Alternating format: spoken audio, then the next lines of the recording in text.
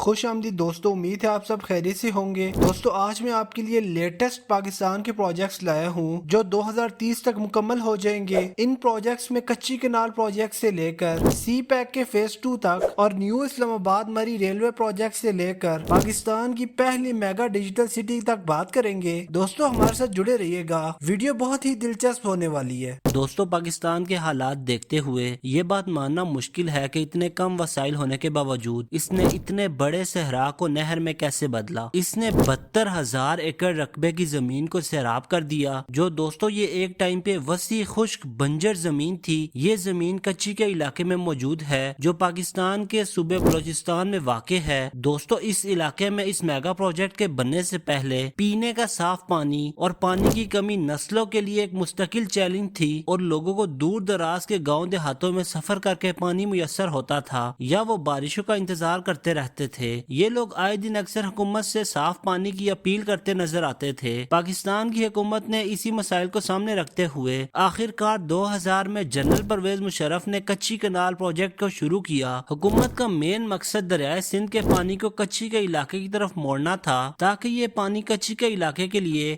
زراعت اور معاشی ترقی کا باعث بنے۔ اس پروجیکٹ کا باضابطہ آغاز اکتوبر 2002 میں ہوا۔ اس منصوبے کو 3 مرحلوں میں مکمل کیا جانا تھا۔ پہلے مرحلے میں ڈیرہ بگٹی ضلع جو 1,02,000 ایکڑ پانی سے سیراب کرنا تھا، فیز 2 میں ضلع بولان اور نصیر آباد کو 2,67,000 ایکڑ پانی سے سیراب کرنا تھا، اور فیز 3 میں ضلع بولان، نصیر آباد اور جل مکسی میں 3,44,000 ایکڑ پانی سے سیراب ہونا تھا۔ کئی بار اس کی ڈیڈ لائنز کو آگے بڑھایا گیا، لیکن آخر اچانک مئی 2023 میں یہ اعلان کیا گیا کہ اسے 70% مکمل کیا جا چکا ہے اور یہ چند مہینوں میں مکمل ہو جائے گا، اور آج تک کی لیٹسٹ اپڈیٹس کے مطابق یہ مکمل ہو چکا ہے اور اپنا کام سر انجام دے رہا ہے۔ کچی کنال کی تعمیر ایک یادگار کام تھا جس میں وسیع منصوبہ بندی، انجینئرنگ کی مہارت اور مزدوری کی محنت درکار تھی۔ کھائی کھودنے، پائپ لائن بچھانے اور انفراسٹرکچر بنانے کے لیے انجینئرز اور کارکنوں نے انت تک محنت کی۔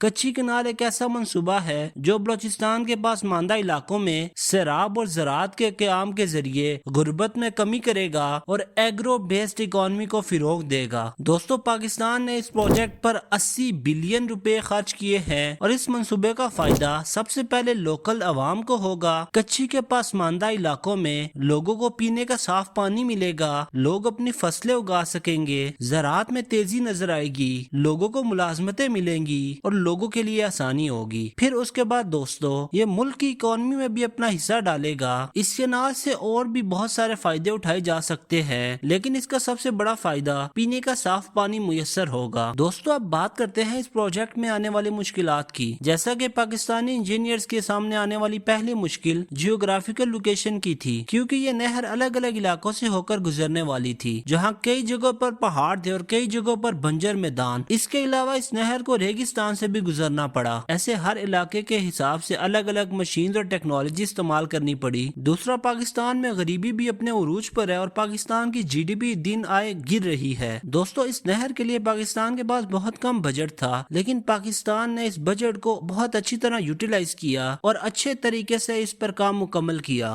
دوستو اس سے اگلا جو چیلنج تھا وہ پاکستان کا موسم تھا، کیونکہ پاکستان کے اس علاقے میں بہت سخت گرمی پڑتی ہے اور بارش بھی نہ ہونے کے برابر ہے۔ اس کی وجہ سے لیبر اور سپورٹ ورکرز کے لیے کام کرنا بہت بڑا چیلنج تھا۔ اسی کی وجہ سے گرمیوں میں کئی بار اس پروجیکٹ کو روک دیا جاتا تھا، کیونکہ جو آلریڈی کنسٹرکٹ ہو چکا تھا اتنی تپش کی وجہ سے وہ بھی کام خراب ہو رہا تھا۔ لیکن پاکستانی انجینئر سے اس چیلنج کو فیس بھی کیا اور مینج بھی کیا، اور فائنلی اب یہ پروجیکٹ آلموسٹ کمپلیٹ ہو چکا ہے۔ لیکن دوستو اس سب چیلنجز کو دیکھتے ہوئے ہمارے انجینئرز نے بہت اچھا کام کیا اور اس پروجیکٹ کو بہت اچھے طریقے سے مکمل کیا۔ دوستو وزیر اعظم شہباز شریف کے حالیہ چین کے دورے سے بہت بڑی پیش رفت سامنے آئی ہے، اور دوستو تجزیہ کاروں کے مطابق یہ سال بھر کی سب سے بڑی پیش رفت ہے، کیونکہ دوستو سی پیک کے پروجیکٹس آہستہ آہستہ بند ہو رہے تھے اور فیز 1 کے ختم ہونے کے بعد یہ تاثر مل رہا تھا کہ اب دوبارہ کام اس پر کبھی نہیں ہو پائے گا۔ لیکن حالیہ ملاقات میں یہ شائع کیا گیا کہ new M O U sign ہوئے ہیں اور فیز 2 پہ کام جلد شروع ہونے والا ہے۔ نہ صرف یہ بلکہ چین مختلف سیکٹرز میں بھرپور سرمایہ کاری کرنے والا ہے۔ ان سیکٹرز میں transport, industry, agriculture, market regulation, livelihoods, capacity building اور टेली विजन जैसे मशहूर शोबे शामिल हैं। दोस्तों, वजीर आजम शहबाज शरीफ और चीनी सदर शी जिनपिंग ने जुम्मे को एक नतीजा खेज मुलाकात की, जिसमें चीन पाकिस्तान इक्तिसादी राहदारी की आला मयार की तरक्की और जारी मनसूबाबंदी की बरवक्त तकमील के अज़म का वादा किया। इन्होंने CPEC को अपग्रेड करने और इसके दूसरे मरहले को आगे बढ़ाने पर भी इत्तफाक किया। वजीर आजम ने सदर शी जिनपिंग को इक्तिसादी इस्लाहात, सनअती तरक्की,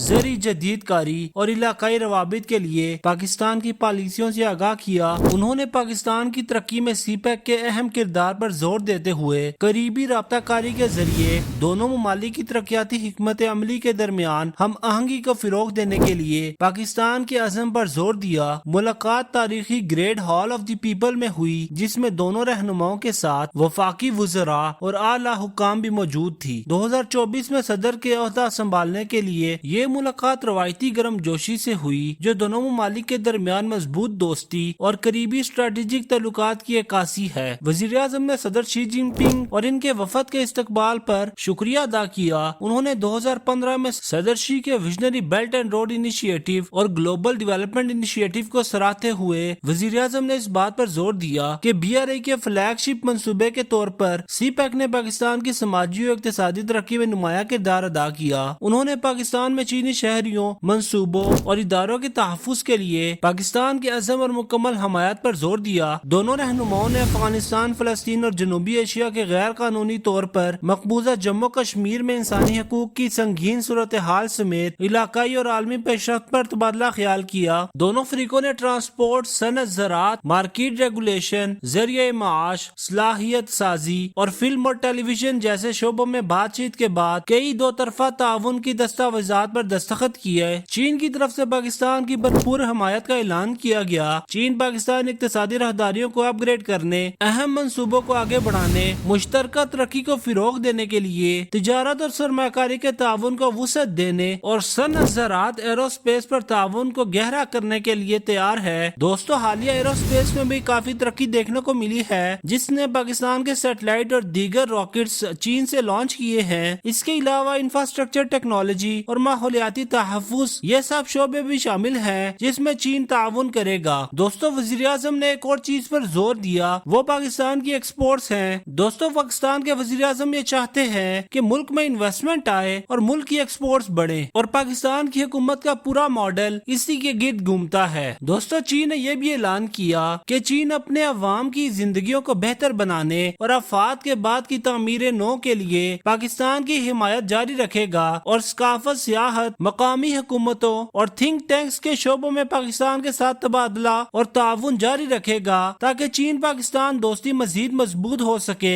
दोस्तों, इस मुलाकात में दहशत गर्दी को रोकने की भी बातचीत हुई। सिक्योरिटी ताउन को मजबूत बनाने का ख्वाहां है चीन। उन्होंने मजीद कहा कि उम्मीद है कि पाकिस्तान अज़म के साथ पाकिस्तान में चीनी एहलकारों, मंसूबों और इदारों के तहफ़्फ़ुज़ को यकीनी बनाएगा। दोस्तों, पाकिस्तान का मुस्तकबिल अब चीन के साथ जुड़ा है। ये CPEC का ही प्रोजेक्ट है, जो पाकिस्तान में मुख्तलिफ किस्म के रोजगार लाएगा, मुल्क की GDP को बढ़ाएगा, एक्सपोर्ट्स बढ़ेंगी, लोगों को रोजगार के मौके पैदा होंगे और लोग खुश होंगे। पाकिस्तान को अरब दुनिया से खासा सपोर्ट देखने को मिली है। हालिया हफ्तों में सिफारती अदारों की हलचल में ये जेर बहस चीजें आई हैं। पहले सऊदी वजीर खारजा आए, इनका काम सरमाकारी को तेज करना था। इस सरमाकारी की लागत लगभग $5 बिलियन है। ये सऊदी अरब के सबसे बड़े प्रोग्राम का हिस्सा है। रियाज की जानिब से मजमूई तौर पर $25 बिलियन की सरमाकारी मुतवक्को है। इस सरमाकारी में मुतअद्दिद मंसूबे शामिल हैं। कुछ दिनों बाद ईरानी सदर आए, इब्राहिम रईसी। इन्होंने पाकिस्तान के मुतअद्दिद शहरों का दौरा किया और इन्होंने आला रहनुमाओं से बातचीत की और दो तरफा तिजारत बढ़ाने का वादा किया, जिसकी कुल लागत माहिरीन के अंदाजे के मुताबिक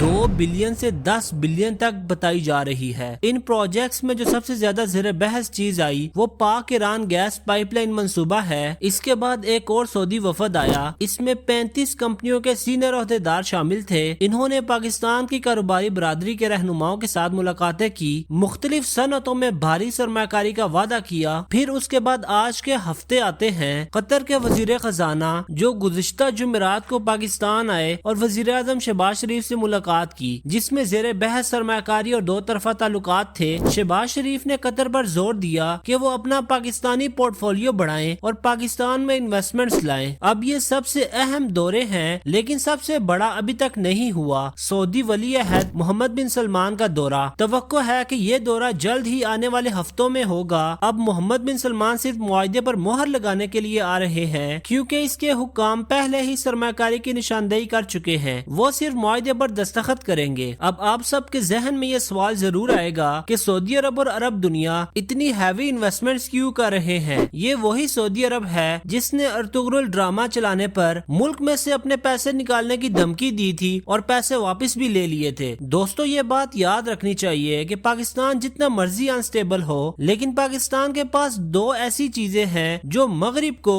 کھٹکتی ہیں اور مسلمان ممالک کو اس پر فخر ہوتا ہے۔ ایک پاکستان اسلامک نیوکلیئر کنٹری ہے، دوسرا پاکستان کی آرمی۔ دوستو آپ سب کے جو بھی جذبات ہوں ان دونوں کے لیے، لیکن یہ بات آپ کو ماننی پڑے گی کہ یہی وہ دو چیزیں ہیں جن کی وجہ سے اتنی جلدی یہ سب پیش رفت ہو رہی ہے، کیونکہ عرب دنیا کبھی بھی پاکستان کو بینکرپٹ نہیں دیکھنا چاہتی۔ اس کے ساتھ ساتھ عرب دنیا کی سیاسی اور مالی وجوہات بھی شامل ہیں۔ سیاسی طور پر پاکستان مغرب ایشیا کے لیے اہم ہے، بلکہ یہ ایک برادر مسلم ملک بھی ہے، جیسا کہ پہلے میں نے بتایا واحد اسلامی ایٹمی طاقت ہے۔ خلیجی ریاستیں اکثر سلامتی کے لیے پاکستان پر انحصار کرتی ہیں۔ سعودی عرب پاکستانی فوجیوں کی میزبانی کرتا ہے، یہاں تک کہ قطر نے فیفا ورلڈ کپ کے دوران پاکستانی فوجیوں کی مدد چاہی۔ پاکستان نے ہزاروں فوجی قطر بھیجے۔ جب بھی عرب دنیا کو فوجی قوت کی ضرورت ہوتی ہے تو پاکستان ہی وہ واحد ملک ہے جو پہلے نمبر پہ مدد کرنے کو تیار ہوتا ہے۔ اب ہم مالی وجوہات کی طرف آئیں تو پاکستان کو سرمایہ کاری کی ضرورت ہے اور عرب دنیا اس سے فائدہ بھی اٹھا سکتی ہے کیونکہ ان سے منافع بخش ڈیلز ان سے مل سکتی ہیں۔ گزشتہ سال پاکستان نے خصوصی سرمایہ کاری کونسل SIFC قائم کی۔ اس کا بنیادی مقصد غیر ملکی سرمایہ کاری کو غائب کرنا اور اس کی منظوری دینا تھی۔ اس کونسل کی سب سے مزے کی بات یہ تھی کہ اس میں سویلین اور ملٹری دونوں کے رہنما رکھے گئے تھے تاکہ جلدی چیزوں کو آگے بڑھایا جا سکے۔ عرب ممالک سیاسی حکومت کو اتنے زیادہ ترجیح نہیں دیتے جتنا فوج کو، یہی وجہ تھی کہ فوجی رہنما بھی اس میں شامل کیے گئے۔ اس کونسل کا مین مقصد پاکستان میں بھرپور انویسٹمنٹس لانا ہے، جس کی وجہ سے پاکستان اپنے مخصوص ادارے پرائیویٹائز بھی کر رہا ہے، جس میں پاکستان کا نیشنل کیریئر اور 3 ایئرپورٹس بھی شامل ہیں۔ نہ صرف یہ بلکہ پاکستان اپنے قدرتی ذخائر، جس میں بالخصوص پاکستان کی مائننگ انڈسٹری آتی ہے، ان کے بھی لائسنس رینیو کر رہے ہیں، اور سعودی عرب پاکستان کے سونے اور تانبے کے ذخائر والی مائننگ ریکوڈک کو لے کے بھی بہت انٹرسٹڈ ہے اور اس میں اپنے ہیفٹی سٹیکس بھی خریدنا چاہتا ہے، اور ماہرین کے اندازے کے مطابق $1 بلین تک وہ انویسٹمنٹ کرے گا۔ اس کے علاوہ MBS گوادر میں ایک ریفائنری بنانا چاہتا ہے جس کا تخمینہ $14 بلین لگایا گیا ہے۔ دوستو یہ سب چیزیں بہت تیزی سے چل رہی ہیں، ان کی اناؤنسمنٹس، انویسٹمنٹس اور ہینڈ اوور بہت جلدی کیا جا رہا ہے، جس کی وجہ سے کچھ ماہرین پریشان بھی ہیں کہ اتنی جلد بازی سے فائدے کے بجائے نقصان نہ ہو، کیونکہ پرائیویٹ سیکٹر کی منوپلی کا خدشہ بھی ہے۔ لیکن دوستو یہ بات یاد رکھیں کہ یہ سب سخت قدم پاکستان کی بھلائی کا سفر ہے، کیونکہ جو سیکٹرز پرائیویٹائز ہو رہے ہیں وہ پاکستان کو نقصان پہنچانے والے اثاثے ہیں، جس کی وجہ سے پاکستان کو نہ صرف فائدہ ہوگا بلکہ مزید نقصان سے بھی بچت ہوگی۔ دوستو یہ سب انویسٹمنٹس پاکستان کی GDP کو بڑھائیں گے،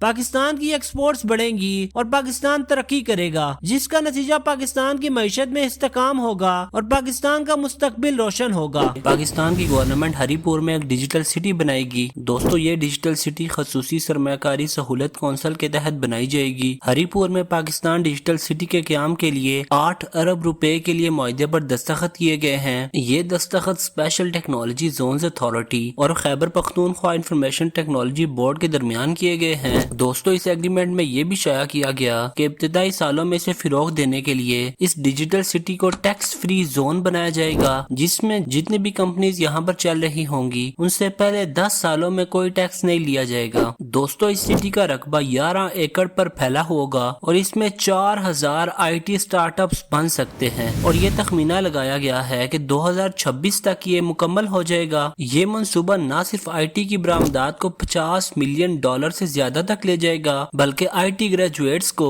روزگار کے مواقع بھی فراہم کرے گا۔ خصوصی سرمایہ کاری سہولت کونسل کی کوششوں سے ڈیجیٹل سٹی پر 30% کام پہلے ہی مکمل ہو چکا ہے۔ اس سے قبل نیس پارک اور نیشنل لاجسٹک سیل کے تحت شہر میں 1642 ملین روپے کی سرمایہ کاری کی گئی ہے۔ دوستو اس سٹی کا فائدہ سب سے پہلے لوکل عوام کو ہوگا۔ یہ شہر ترقی کرے گا، لوگوں کو روزگار کے موقع پیدا کرے کرے گا اور ملک کی معیشت کو استحکام کرنے کے لیے اقدام کرے گا۔ دوستو یہ بات آپ کو میں بتاتا جاؤں کہ آج کل کے ایڈوانس دور میں ڈیجیٹل سٹی کتنی ضروری ہے۔ دوستو ایک سمارٹ سٹی آپریشنل کارکردگی کو بہتر بنانے، عوام کے ساتھ معلومات کا اشتراک کرنے اور حکومتی خدمات اور شہریوں کی فلاح و بہبود کا بہتر معیار فراہم کرنے کے لیے انفارمیشن اینڈ کمیونیکیشن ٹیکنالوجی کا استعمال کرتی ہے، جو ایک ڈیٹا بیسڈ ڈیسیژن میکنگ کرتی ہے، پبلک کمٹمنٹ کو اجاگر کرتی ہے، ماحول کو بہتر کرتی ہے اور محفوظ کمیونٹیز بناتی ہے، جس کا نتیجہ یہ نکلتا ہے کہ ملک کا نظام بہتر ہوتا ہے اور معیشت میں بھی اضافہ ہوتا ہے۔ اس سے علاوہ دوستو اس سے پہلے بھی یہ خبر آئی تھی کہ آئی ٹی پارک اسلام آباد میں بھی بنایا جائے گا۔ کیپٹل ڈیولپمنٹ اتھارٹی CDA نے اسلام آباد میں پاکستان کے سب سے بڑے آئی ٹی پارک کے قیام کی منظوری دے دی ہے، جو شہر کے تکنیکی ڈھانچے میں ایک اہم پیش رفت ہے۔ یہ سیکٹر G10 میں 3.3 ایکڑ کے پلاٹ کا احاطہ کرے گا۔ اسلام آباد آئی ٹی پارک کا بنیادی رقبہ 1,00,000 مربع فٹ پر محیط ہوگا۔ CDA حکام کا تخمینہ ہے کہ آئی ٹی پارک میں 5,000 سے 6,000 فری لانس کے تخمینے کے ساتھ کافی ورک فورس کو جگہ دی جائے گی۔ پبلک پرائیویٹ پارٹنرشپ ماڈل کے تحت کام کرنے والے پارک کا مقصد free lancing, start ups, soft where house اور SMEs کے لیے کام کرنے کے لیے سازگار ماحول فراہم کرنا ہے۔ دفتری جگہوں کے علاوہ پارک میں ضروری سہولیات جیسے تحقیقی مراکز، کانفرنس ہال، میٹنگ رومز اور ایک لائبریری بھی شامل ہوگی۔ مزید برآں آئی ٹی مصنوعات کی نمائش، تعاون کو آسان بنانے اور صنعت کے اندر اختراعات کو فروغ دینے کے لیے مخصوص علاقے مختص کیے جائیں گے۔ قابل ذکر بات یہ ہے کہ اس پروجیکٹ کو CDA یا حکومت سے فنڈنگ کی ضرورت کے بغیر مکمل کیا جائے گا، جیسا کہ CDA کے ممبر ٹیکنالوجی نعمان خالد نے تصدیق کی ہے۔ مکمل ہونے پر پارک کی ملکیت 15 سال بعد مکمل طور پر CDA کو منتقل کر دی جائے گی۔ تعاون کو بہتر بنانے اور منصوبے کی کامیابی کو یقینی بنانے کے لیے وزارت ID اور Pakistan soft where export board کے ساتھ بات چیت جاری ہے۔ سیکٹر G10 جو اپنی یونیورسٹی اور ٹیلی کمیونیکیشن کمپنیوں کے مرکز کے لیے جانا جاتا ہے، اب وہ آئی ٹی پارک کے قیام کے ساتھ تکنیکی ترقی کا مرکز بھی بننے جا رہا ہے۔ اس اقدام کا IT سیکٹر پر مثبت اثر پڑے گا، جو ملک کی ترقی کے لیے سازگار ماحول پیدا کرے گا، لوگوں کو ملازمتوں کے موقع فراہم کرے گا اور IT سیکٹر میں بوم آئے گا۔ اسٹریٹجک شراکت داری کے ساتھ جدید ترین انفراسٹرکچر کا امکان اسلام آباد کی بڑھتی ہوئی ٹیک انڈسٹری کے روشن مستقبل کا وعدہ کرتا ہے۔ اس اقدام سے ملک کی IT انڈسٹری کو فروغ ملے گا اور ملک ترقی کرے گا۔ دوستو قریب مستقبل میں اب پاکستان بھی دنیا کی ٹاپ IT انڈسٹریز میں نام آیا کرے گا، جس کا ثبوت پاکستان کی حالیہ پہلا لیونر مشن بھی ہے، جس پر ایک اور ویڈیو تفصیل سے بنائیں گے۔ لیکن دوستو ہمیں یہ چاہیے کہ ہم ان پروگرامز کو بھرپور سراہیں اور سپورٹ کریں، کیونکہ یہی وہ پروگرامز ہیں جو ہماری یوتھ کو بے روزگاری سے نکالیں گے اور نئے موقع فراہم کریں گے۔ دوستو اسلام آباد مری ریلوے پروجیکٹ پر لیٹسٹ نیوز دیکھنے کو ملی ہے۔ دوستو مسلم لیگ نون اسلام آباد مری مظفر آباد ٹرین سروس میں دلچسپی رکھتی ہے اور یہ پروجیکٹ پاکستانیوں کے لیے راستے کھولے گا اور لوگ کراچی سے مری اور آگے مظفر آباد تک سفر کر سکیں گے۔ اس منصوبے کو 2 فیزز میں تشکیل دینے کی تیاری ہے۔ پہلے فیز میں اسلام آباد سے مری تک ریلوے ٹریک بچھایا جائے گا اور اس ٹریک کے ساتھ مختلف پلوں اور ٹنلز کو بھی تشکیل دی جائے گی۔ دوستو یہ بات بھی ذہن میں رکھیں کہ یہ سارا علاقہ پہاڑی علاقہ ہے اور ٹرین کی گزرگاہ کے لیے پہاڑوں کے اندر ٹنلز بنانے پڑیں گے، جس میں خاصا لاگت آئے گی اور وقت بھی درکار ہوگا۔ دوستو دوسرے فیز میں اسے مری سے مظفر آباد تک اور پھر کشمیر تک لے جانے کی پلاننگ بھی سر فہرست ہے، لیکن فی الحال اسے حکومت کی طرف سے صرف مری تک لمٹ کیا گیا ہے۔ اس کی وجہ فنڈنگ، انفارمیشن اور پلاننگ کی کمی بھی ہے، جس کا تخمینہ آنے والے وقت میں لگایا جائے گا۔ اس منصوبے سے نہ صرف سفری بلکہ تجارتی انقلاب بھی آئے گا۔ سب سے زیادہ فائدہ اس منصوبے سے سیاحت میں ہوگا۔ لوگ اب کم وقت میں کئی جگہ گھوم سکیں گے اور خوبصورت نظارے دیکھ سکیں گے۔ اس منصوبے کی فیزیبلٹی رپورٹ کے ساتھ تجویز پیش کی جائے گی، تاہم واضح رہے کہ یہ فیزیبلٹی رپورٹ پہلی نہیں ہوگی۔ دوستو اس پروجیکٹ کی اس سے پہلے بھی ایک فیزیبلٹی رپورٹ سبمٹ ہوئی تھی جولائی 2015 میں، لیکن اس وقت اس کو نہ تو اتنے فنڈز مل سکے اور نہ ہی اتنی پذیرائی مل سکی۔ تاہم اس فیزیبلٹی رپورٹ کے مطابق اسلام آباد سے مری اور مظفر آباد ریلوے کمپلیٹ الیکٹرک ہوگی اور اس پر لاگت لگ بھگ 90 بلین روپے ہوگی۔ یہ منصوبہ 4 سے 5 سال کے عرصے میں مکمل ہوگا۔ اس رپورٹ کو مزید دیکھیں تو ریلوے کی تعمیر کے لیے 50 سے قریب پلوں کی تعمیر کی جائے گی اور حکومت کو توقع ہے کہ سالانہ اس میں 50 لاکھ افراد سفر طے کریں گے۔ اس منصوبے کی تجویز کی درخواست کے مطابق اسلام آباد سے مری تک کا فاصلہ 60 کلومیٹر اور مری سے مظفرآباد کا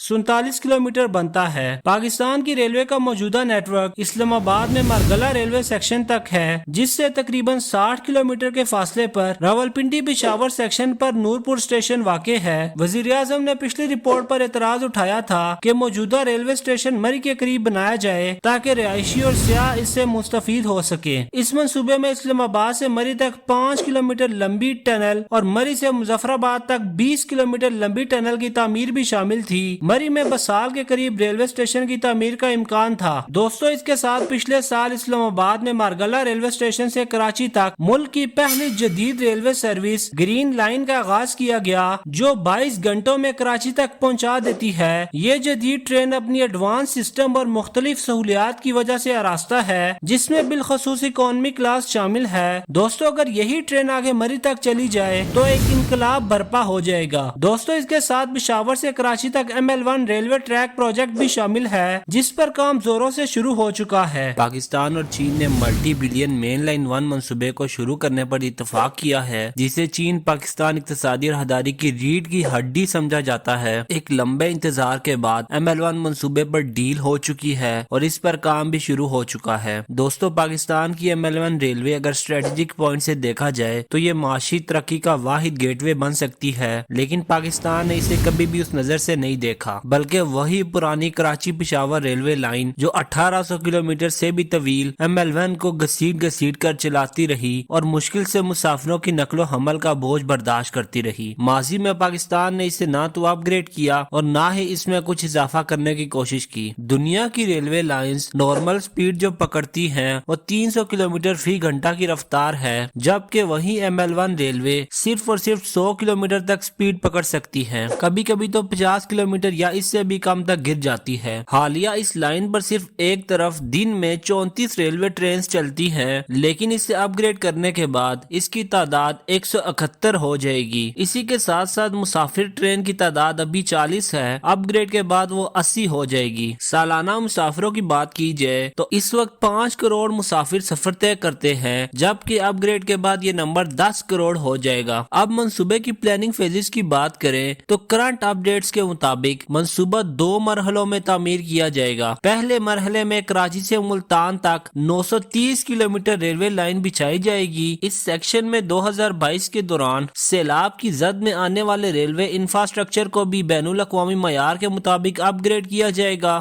دوسرے مرحلے میں ملتان سے پشاور تک 796 کلومیٹر کا سیکشن تعمیر کیا جائے گا۔ دوستو، جو سنگل ریلوے لائن ہے اسے ڈبل کیا جائے گا اور کوشش یہ کی جائے گی کہ پرانی ریلوے لائن کو بھی دیکھا جائے اور اس میں جو خامیاں ہیں وہ پوری کی جائے۔ دوستو، اس اپ گریڈیشن کے بعد ٹرین کی سپیڈ میں خاصا تیزی نظر آئے گی۔ وہی ٹرین جو 100 کلومیٹر فی گھنٹہ کی رفتار سے چلتی تھی، اب وہ 200 سے 300 کلومیٹر فی گھنٹہ تک چل سکے گی۔ منصوبے کی تکمیل سے روزگار کے نئے مواقع پیدا ہوں گے اور سامان کی نقل و حمل کی لاگت ML1 اپ گریڈیشن کے بعد بہت ہی کم ہو جائے گی۔ دوستو، یہ بھی بتایا گیا کہ اس منصوبے سے سفری لاگت اور وقت میں کمی آئے گی، جس کی وجہ سے جلد از جلد سامان پہنچ سکے گا اور سامان اٹھانے کی گنجائش بھی بڑھ جائے گی۔ منصوبے کی تکمیل سے نہ صرف پاکستان کی بندرگاہوں کے ملک کے اقتصادی مراکز کے ساتھ مواصلاتی روابط بہتر ہوں گے، بلکہ سی بیک کے تحت خطے کے دیگر ممالک کے لیے ٹرانزٹ روٹ کا مقصد بھی پورا ہوگا۔ دوستو، ابتدائی طور پر جب اس منصوبے کا اعلان کیا گیا تو ML1 کراچی اور لاہور کے مضافاتی علاقے شادرہ کے درمیان زیادہ تر ڈبل ٹریک ریلوے لائن پر مشتمل تھا۔ شادرہ سے پشاور تک سڑک بنیادی طور پر سنگل ٹریک پر مشتمل تھی۔ کراچی سے شادرہ کے درمیان پورے ٹریک کو ڈبل کرنے کا تعمیراتی کام جنوری 2016 میں مکمل ہوا اور اس کا افتتاح بھی اس ٹائم ہوا۔ دوستو، اب ML1 ریلوے کے اپ گریڈیشن کے کچھ فوائد کی بات کریں تو ٹنلز، پانی میں سرنگیں اور متعدد پل اس میں شامل کیے جائیں گے۔ کراچی کی طرف لالا موسیٰ سے 900 کلومیٹر جنوب میں واقع ML1 ریلوے ٹریک کو بھی اپ گریڈ کیا جائے گا تاکہ 25 ٹن ایکسل لوڈ کی گنجائش والی گاڑیاں اس سے گزر سکیں۔ ٹیکسلا سے حویلیاں تک ایک سپر بھی تعمیر کیا جائے گا۔ اس کے ساتھ حویلیاں شہر کے قریب ڈرائی پورٹ بھی قائم کیا جائے گا۔ ML1 ریلوے ٹریک کی پوری لمبائی کمپیوٹرائز سگنل سسٹم پر مشتمل ہوگی۔ شہری علاقوں سے گزرنے والی ریلوے ٹریک پر ایک فینس بھی لگائی جائے گی تاکہ گاڑیوں اور لوگوں کو روکا جا سکے ان آتھورائزڈ گزرگاہوں سے۔ توقع ہے کہ پاکستان ریلوے کی سالانہ آمدن میں تقریباً $480 ملین کا اضافہ ہوگا۔ ML1 ریلوے ٹریک کی اپ گریڈیشن سے کراچی سے پشاور تک کی ٹرانزٹ اوقات میں 50% تک کی کمی نظر آئے گی، جس سے مسافر اور سامان بہت جلد منتقل کیا جا سکے گا۔ پاکستانی ریلوے اس وقت ملک میں تقریباً 4% مال فرائٹ ٹریفک کی نقل و حمل کرتی ہے، جبکہ سی پیک کا یہ منصوبہ کمپلیٹ ہونے کے بعد یہ توقع ہے کہ یہ فرائٹ ٹریفک 20% تک ٹرانسپورٹ کر سکے گی۔ دوستو، امید ہے آپ کو یہ ویڈیو پسند آئی ہوگی۔ اگر ویڈیو پسند آئی ہے تو کمنٹ سیکشن میں ضرور بتائیے گا۔ ابھی تک چینل کو سبسکرائب نہیں کیا تو گزارش ہے اسے سبسکرائب کر لیں۔ اپنی قیمتی رائے کا اظہار کمنٹ سیکشن میں ضرور کیجیے گا، اور اگر چینل پر نئے ہیں تو بیل آئیکن ضرور پریس کیجیے گا۔ دوستو، اگلی ویڈیو میں ملتے ہیں۔ اللہ آپ کا حامی و ناصر ہو۔ اللہ حافظ۔